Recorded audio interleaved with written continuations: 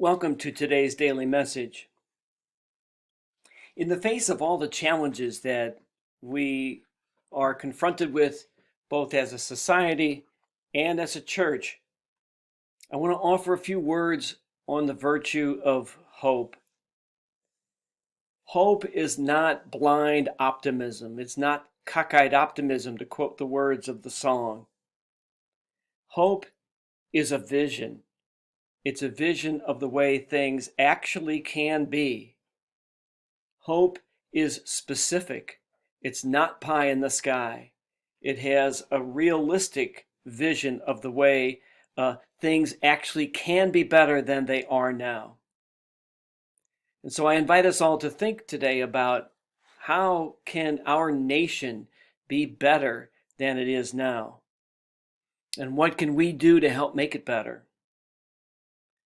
How can our church be better than it is today? What can I do to help make it better?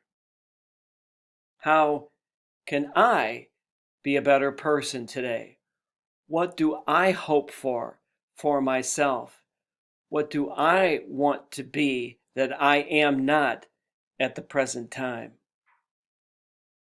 So as we think about what we hope for, what we want our nation, our country, and ourselves to be, we should also be thinking about what we need to do to make our hopes and our vision into a reality.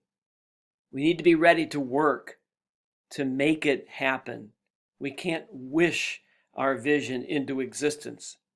We have to do the hard work of bringing our country, our church, and our lives together to be what we were called to be.